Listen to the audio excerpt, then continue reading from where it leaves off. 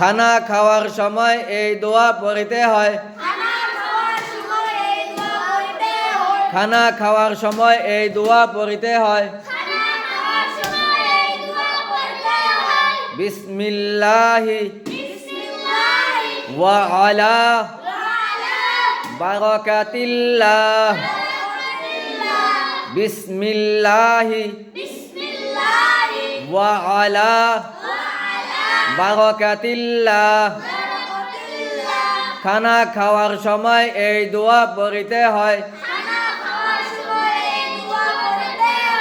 বিসমিল্লাহি ওয়া আলা বারাকাতিল্লাহ।